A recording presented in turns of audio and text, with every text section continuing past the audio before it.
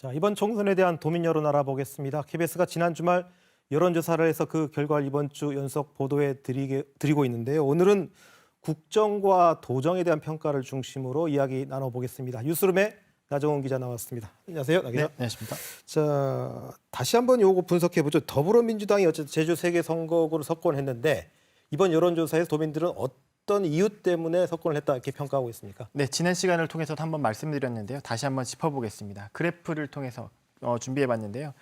KBS 제주방송중국이 지난 주말 진행했던 여론조사 결과를 토대로 보면 전체 응답자의 41.4%는 높은 대통령 국정 지지도가 더불어민주당이 제주 3개 선거구를 석권할 수 있었던 이유로 생각한다. 이렇게 대답했습니다.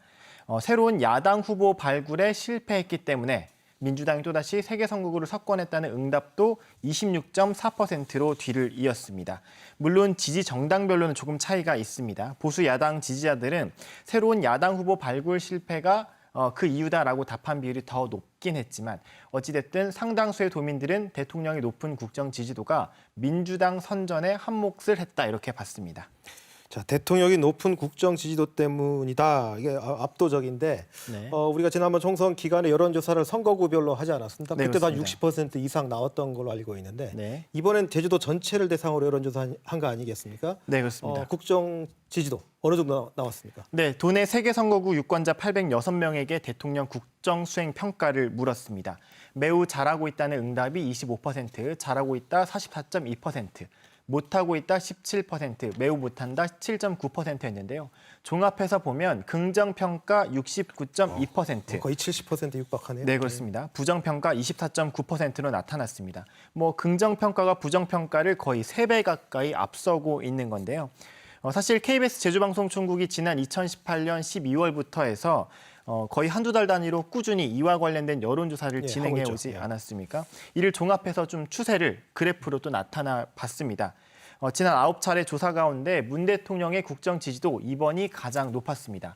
그래프를 보면 지난해 11월 긍정과 부정평가가 거의 엇비슷했는데 이후에 다시 벌어지는 모습이죠. 이걸 아마 보니까 지난해 8월 조국 전 법무부 장관 취임 이후 이른바 조국 사태를 겪으며 국정 지지도가 하락하다가 조 전 장관이 사퇴한 이후 다시 반등하는 모습이고요. 특히 올 들어서는 대외적으로 높은 평가를 받고 있는 코로나19에 대한 정부 대응이 지지율을 끌어올린 모습입니다.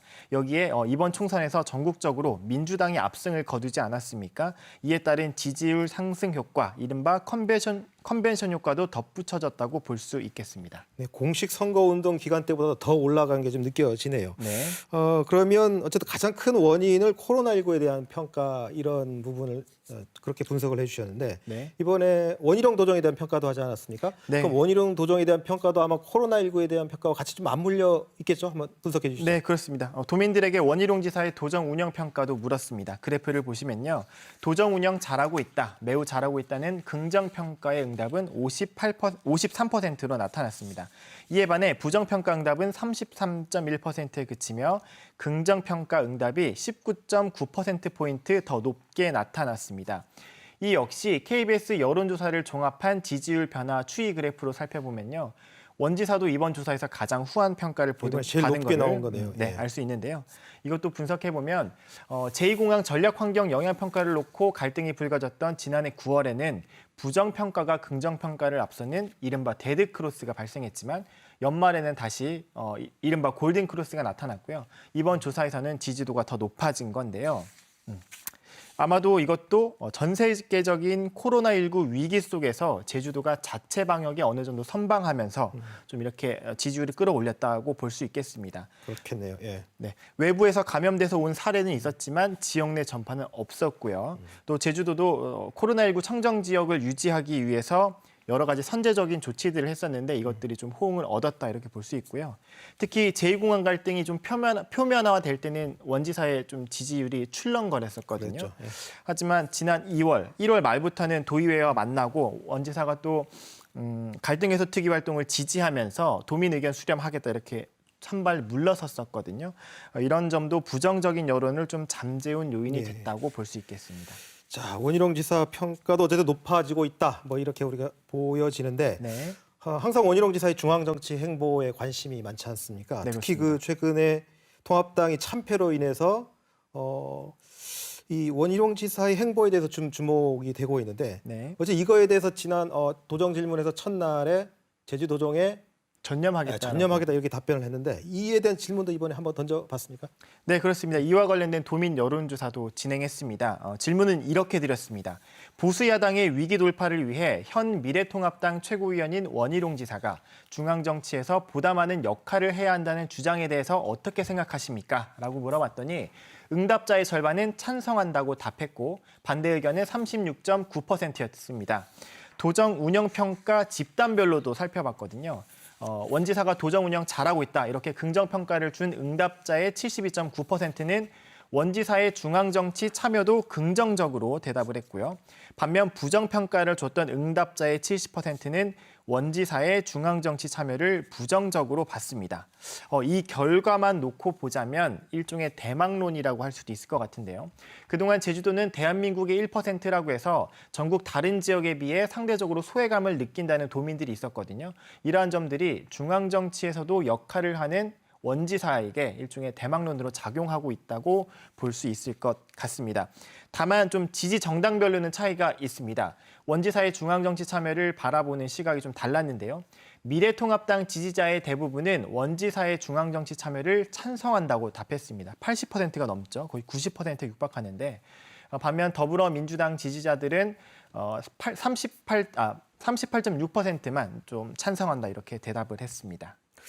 어쨌든 이 결과는 저는 좀 개인적으로는 의외라고 보여지는데 왜냐하면 원지사의 중앙정치 참여에 대해서 긍정적인 평가가 어쨌든 과반이 나왔다는 거 아닙니까? 그리고 민주당 지지자층에서도 물론 49%가 이긴 반대했지만 39%나 찬성을 했다.